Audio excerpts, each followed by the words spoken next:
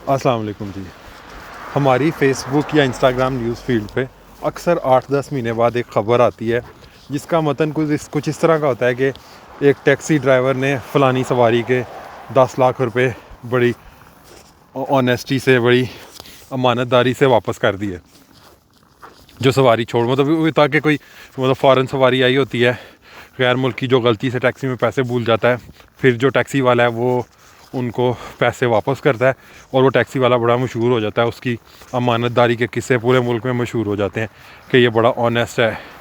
TV वाले ये और उसके बाद सोशल मीडिया वाले, डेली पाकिस्तान, और ये उसके घर जाना शुरू हो जाते हैं इंटरव्यू करने के लिए कि तुम इतने अमानतदार कैसे हो। फिर उससे इस तरह के सवाल पूछते हैं कि तुम्हें ख्याल नहीं आया, तुम्हारे ज़हन में ये ख्याल नहीं आया कि ये मैं पैसे अपने पास ही रख लेता हूँ, अपने बच्चों को खिलाऊंगा या अपना वो। तो वो आगे से कहता है नहीं नहीं जी, मैं बड़ा हाजी सनाउल्लाह हूँ, मैंने सोचा नहीं अमानतदारी से वापस करने चाहिए ये वो। और फिर मुल्क का नाम रोशन कर देते हैं वो पैसे वापस करके, जो टैक्सी ड्राइवर्स होते हैं। इस तरह का एक वाक़या मेरे साथ भी हुआ ऐसे कि मैं ऑस्ट्रेलिया में जब ऊबर चलाता होता था, स्टूडेंट था, तो ऊबर चलाते हुए ना एक दफ़ा एक सवारी, 3-4 सवारियां बैठी, 2 लड़के थे, आई थिंक 2 लड़कियां थी।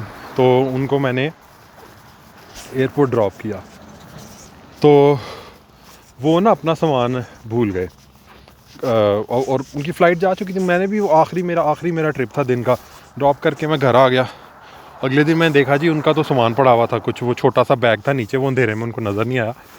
अब उस बैग में कैमरा था, ड्रोन था, कुछ पैसे थे, तो उसकी मालियत बनती है, बहुत ज़्यादा नहीं था लेकिन पाकिस्तानी कोई 7-8 लाख मालियत बनती होगी। अच्छा, उन दिनों मुझे भी ड्रोन का बड़ा शौक़ था लेकिन ऑब्वियसली लेना तो नहीं था, मैंने भी मुल्क का नाम रोशन करना था वो वापस करके। तो अब वो जा चुके थे वापस, उन्होंने पता नहीं कब वापस आना था, कहीं बाहर बाली शाली जा रहे थे घूमने। खैर मैंने ऊबर को से रब्ता किया, उनको मैंने तस्वीरें भेजी कि ये सामान है मेरी गाड़ी में रह गया और जब आएँ तो उनको कहना मेरे से ले लें।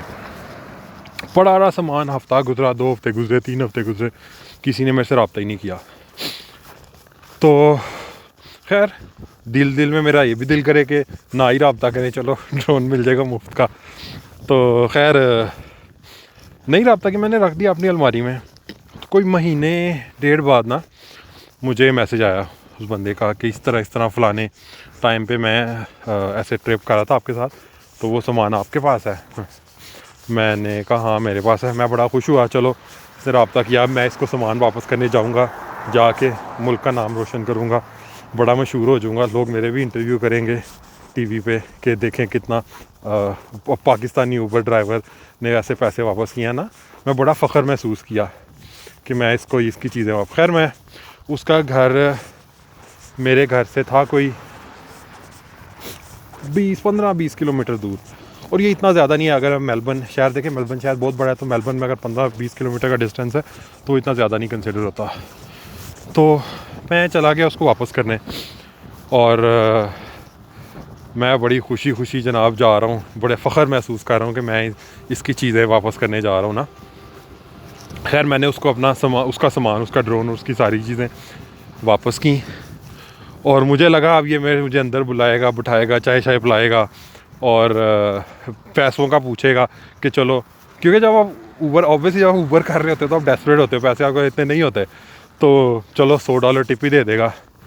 तो खैर मैं गया, मैंने उसको सामान पकड़ाया, उसने सामान लिया, दरवाजे पे आया वो, आई थिंक 10-15 सेकंड के लिए। बिल्डिंग में रहता था वो, तो वो बिल्डिंग में नीचे आया, तो आके तो कहता थैंक्स, सामान लिया और वो चला गया ऊपर। उसने मुझे कोई नहीं कहा बहुत शुक्रिया, तुमने महीना डेढ़ मेरा सामान संभाल के रखा या उसने थैंक्स बोला और फिर ऊपर चला गया। मैंने कहा ले अभी मेरे सारे ख्वाब चकनाचूर हो गए। मैं तो गया था मशहूर होने कि मैं भी इस तरह टीवी पे आऊँगा, लोग मेरे भी इंटरव्यू आके, वॉइस ऑफ ऑस्ट्रेलिया वाले या पाकिस्तानी कम्युनिटी इन ऑस्ट्रेलिया वाले आके मेरा इंटरव्यू करेंगे, जी आपने इतनी ऑनेस्टी दिखाई है, अमानतदारी का सबूत दिया, मुल्क का नाम रोशन किया है, तो इंटरव्यू दे जी आपने, ये आपको ख़ुद ड्रोन का बड़ा शौक़ था, आपने क्यों नहीं अपने लिए रखा। मैं बहुत हैरान हुआ। खैर वक्त गुज़रता रहा, ऐसा ऐसा भूल गया। उसके बाद फिर मेरे साथ ऐसा ही वाक़या हुआ ना, उसमें भी ज़्यादातर लोग ना एयरपोर्ट वाले लोग ही अपना सामान भूलते हैं क्योंकि वो जल्दी में होते हैं। उसमें भी एक आंटी थी, वो अपनी ऐनक भूल गई, तो उसको, लेकिन उसमें उसी का मुझे फ़ोन आ गया ऊबर के थ्रू कि मैं ऐनक भूल गई हूँ, क्या तुम दोबारा आ सकते हो।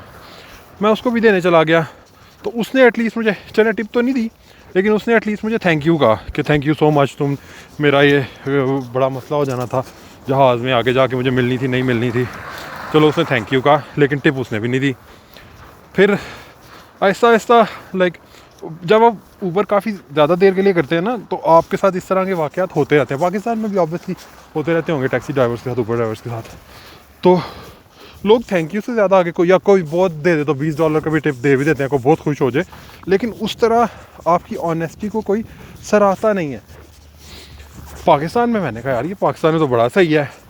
फिर मैंने इस पर सोचा कि यार ये ऐसे क्यों है, पाकिस्तान में इतनी ऑनेस्टी को क्यों सराहा जाता है और ऑस्ट्रेलिया में क्यों नहीं। बड़ा गौर व फिक्र करने के बाद, रिसर्च करने के बाद, और ऊबर ड्राइवर्स के साथ, और ऊबर ड्राइवर से मैंने पूछा, मैंने कहा कि क्योंकि मैं ऊबर ड्राइवर था, मेरे सारे दोस्त भी ऊबर ड्राइवर थे, तो उनसे मैंने पूछा आपके वाक़यात कैसे हैं।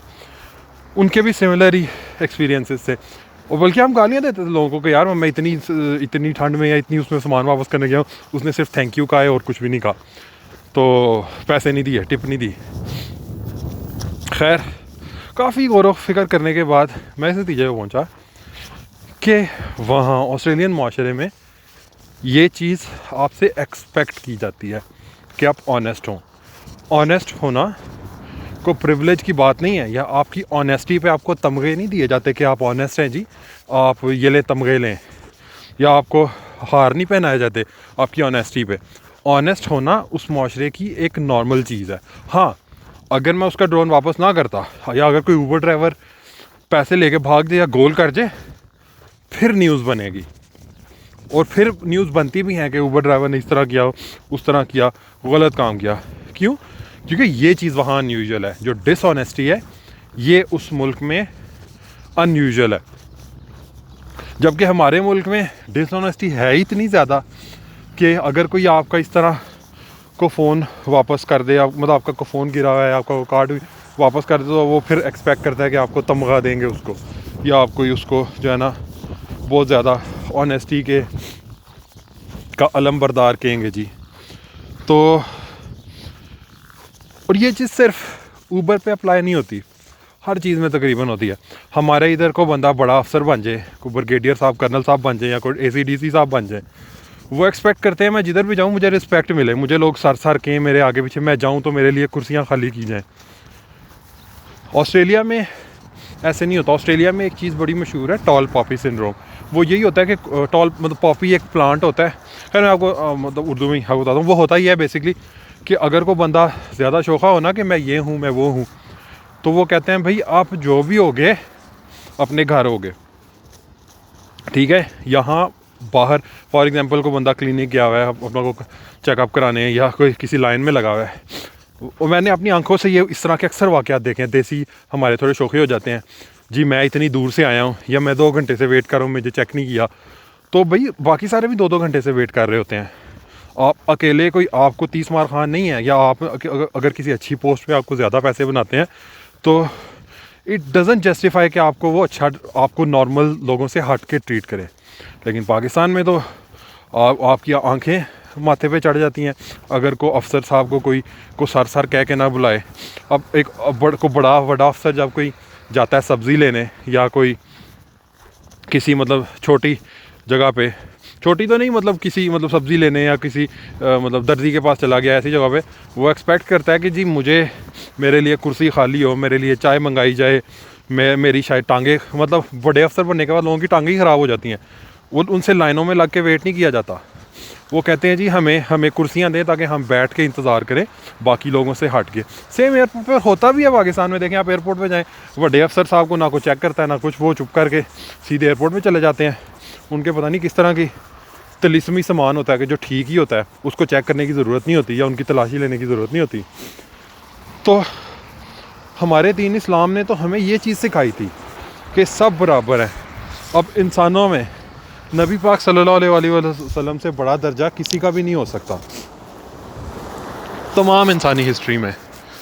और अक्सर हमें ऐसे वाक़यात भी पढ़ने के लिए मिलते हैं जब कोई बाहर से, मक्के से या कहीं बाहर से नबी पाक सल्लल्लाहु अलैहि वसल्लम से मिलने आते थे लोग, तो उनको पहचानने में मसला होता था, क्योंकि नबी पाक सल्लल्लाहु अलैहि वसल्लम घुल मिल के बैठे होते थे लोगों के दरमियान। उनको पूछना पड़ता था कि आप, तुम लोगों का सरदार कौन है। तो बदकिस्मती से हमारा मुआशरा प्रिटेंड बहुत करता है हम एक इस्लामी मुआशरा है, हम ये हैं, हम वो हैं। Practically zero. इवन आपके मौलवी साहब जो अलंबरदार होते हैं, आलम साहब के दीन फैलाने के अलंबरदार होते हैं, वो गुस्सा कर जाते हैं उनके साथ अगर आप कोई बहुत अच्छा उनको एक्सेप्शनल सलूक ना करे उनके साथ। तो ये क्या, और फिर बुरा हम कहते हैं जी वेस्ट को कि सारी अमरीकी साजिश हो गई या ये साजिश हो गई। बुरे तो हम खुद हैं। खैर, it was just a food for thought. अपना बहुत सारा ख्याल रखिएगा। वीडियो बड़ी लंबी हो गई है। अल्लाह हाफ़िज़।